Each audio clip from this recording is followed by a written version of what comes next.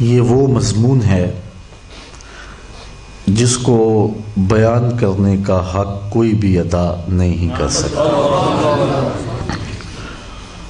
ہم تو 14 صدیوں کے فاصلے پہ ہیں۔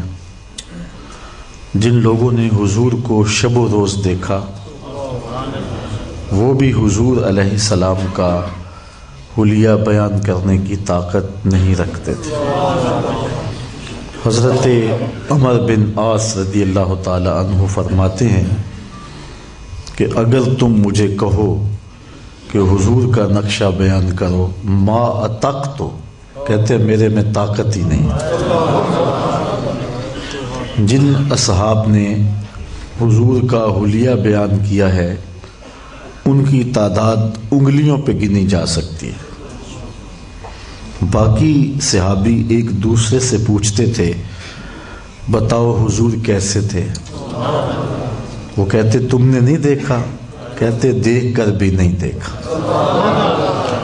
حضرت حسان بن ثابت رضی اللہ تعالی عنہ فرماتے ہیں میں جو حضور کا حلیہ بیان کرتا ہوں اس کی وجہ یہ ہے کہ میرے پاس دیکھنے کا ایک طریقہ تھا جو مجھے آ گیا تھا، اور میں اس وجہ سے حضور کو دیکھا ہے اور حضور کا حلیہ بھی بیان کرتا ہوں۔ فرماتے ہیں فلما نظرت الی انوارہ فوضعت کفی علی عینی خوفا من ذہاب بصری، جب میں حضور کو دیکھا کرتا تھا تو اپنی آنکھوں پر انگلیاں رکھ کے انگلیوں کی اوٹ سے دیکھتا تھا، حضور کے جلووں کی چمک سے میری آنکھوں کی بینائی نہ جاتی رہے۔ یہ کون کہہ رہا ہے؟ حضرت حسان بن ثابت رضی اللہ تعالی عنہ۔ اور آپ جانتے ہیں کہ حضرت حسان بن ثابت رضی اللہ تعالی عنہ شاعر ہیں، اور شاعر حسن دیکھنے میں بڑا دلیر ہوتا ہے، لیکن وہ بھی حضور کے جمال کو دیکھ رہے ہیں تو آنکھوں پہ انگلیاں رکھ کے دیکھ رہے ہیں، اور ابھی یہ حسن ظاہر نہیں ہوا تھا۔ بر صغیر پاک و ہند میں بڑا معروف نام ہے حضرت شاہ ولی اللہ محدث دہلوی علیہ رحمہ کا۔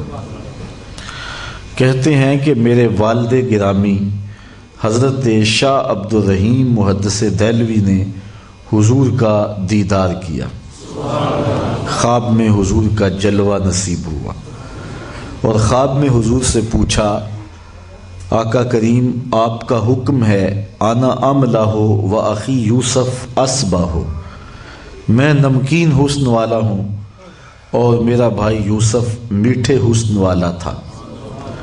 وہاں زنان مصر نے انگلیاں کاٹ لی اور یہاں ایسا کوئی واقعہ پیش نہیں آیا، اس کی کیا وجہ ہے؟ یہ حضرت شاہ ولی اللہ محدث دہلوی کے والد گرامی نے خواب میں حضور کی زیارت کے دوران آقا کریم سے سوال پوچھا۔ اور یہ بات ذہن میں رکھیں، ابن ماجہ شریف میں 6 ترک سے روایت مروی ہے، حضور نے فرمایا جس نے مجھے خواب میں دیکھا اس نے مجھے ہی دیکھا۔ شیطان خواب میں بھی حضور کی مثل ہونے کا دعویٰ نہیں کر سکتا۔ پھر جس نے حضور کو خواب میں دیکھا حضور اس کے خواب میں قصد، ارادے اور مرضی سے آئے۔ پھر حضور نے خواب میں جس کو جو عطا کیا وہ حقیقت میں عطا کیا۔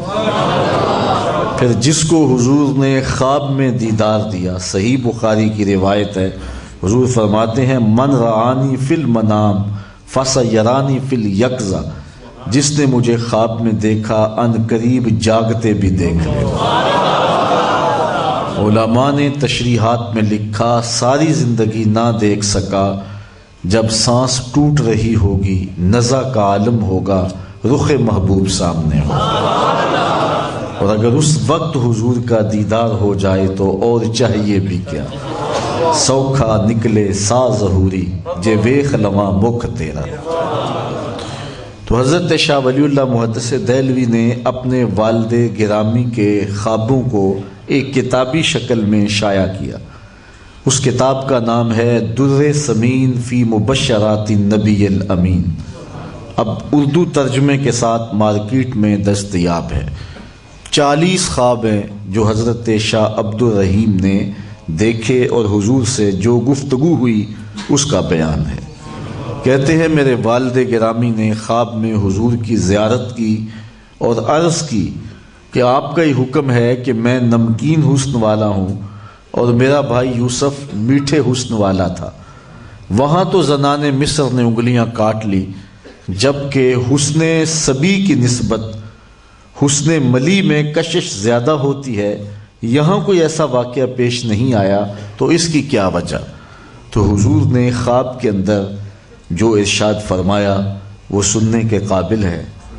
فرمایا اے عبد الرحیم، جمالی مستور عن اعین الناس غیرۃ من اللہ، مالک نے غیرت محبت کی وجہ سے میرے حسن کو لوگوں کی نظروں سے چھپا کے رکھا ہے۔ اگر میرا حسن ظاہر ہو جاتا تو کسی میں دیکھنے کی تاب نہ ہوتی۔ یہی بہتر ہے کہ وہ پردے میں روپوش رہے، وہ اگر پردہ اٹھا دے تو کسے ہوش رہے۔ یہ چھپا ہوا حسن حضرات صوفیہ کہتے ہیں 70,000 بشریت کے پردوں میں چھپا ہے حضور کا حسن، اس کے باوجود بھی دیکھا نہیں جا رہا۔ حضرت حسان بن ثابت رضی اللہ تعالیٰ عنہ دیکھ رہے ہیں تو آنکھوں پہ انگلیاں رکھ کے دیکھ رہے ہیں۔ باقی رہی بات زنان مصر کی انگلیوں کے کاٹنے کی، تو حضرت امام احمد رضا کی کہانی سنیے۔ وہ فرماتے ہیں کہ حسن یوسف پہ کٹیں مصر میں انگشت زنا، سر کٹاتے ہیں تیرے نام پہ مردان عرب۔ وہاں زنان مصر نے ان کا نام سن کر نہیں بلکہ ان کو دیکھ کر کے، ان کے حسن کو، جمال کو دیکھ کر کے اپنی انگلیاں کاٹ لی۔ انگلیاں کاٹی نہیں بلکہ انگلیاں بے اختیاری میں کٹ گئیں، چونکہ یہ عورتیں تانا دیتی تھی حضرت زلیخا کو کہ تو ایک غلام پہ دل ہار گئی ہے، ملک تیموس کی بیٹی ہو کے، عزیز مصر کی بیوی ہو کے، ایک غلام جو کہ بازار سے خریدا گیا ہے اس پہ دل ہار گئی ہے۔ اب زلیخا ان سے بحث کرتی تو مناظرہ لمبا ہو جاتا، وہ مانتی نہ۔ انہوں نے کہا میرے گھر آنا، میں تمہاری دعوت کرنا چاہتی۔ خرد کے پاس خبر کے سوا کچھ اور نہیں، تیرا علاج نظر کے سوا کچھ اور نہیں۔ عالی نسب خاندانوں کی 70 خواتین کی دعوت کی، کھانا پیش کیا، بعد میں ہاتھوں میں پھل دیا اور چھریاں دی۔ جب عورتیں ناشپاتیاں کاٹنے لگیں تو جناب زلیخا اندر چلی گئیں، حضرت یوسف کے سامنے ہاتھ جوڑے، وَقَالَ تِخْرُجْ عَلَيْهِنْ، سورہ یوسف اٹھائیے، عرض کرنے لگی 2 لمحوں کے لیے آ جا، میرے پیار کی لاج رہ جائے۔ یہ تانے دے رہی ہیں، انہیں پتہ چلے غلام ہے کہ امام ہے۔ جناب یوسف اپنے حسن پہ، چہرے پہ نقاب رکھتے تھے، چونکہ کوئی دیکھ نہیں سکتا تھا، ہلکا سا نقاب الٹا، اور حضرت یوسف علیہ السلام وہاں سے گزرے جہاں خواتین ناشپاتیاں کاٹ رہی تھیں۔ جمال یوسفی کی چمک جب پڑی نا تو ہوش اڑ گئے، اپنی انگلیاں کاٹنے لگے۔ فَقَطَّعْنَ أَيْدِيَهُنَّ وَقُلْنَ حَاشَ لِلَّهِ مَا هَٰذَا بَشَرٌ إِنْ هَٰذَا إِلَّا مَلَكٌ كَرِيمٌ۔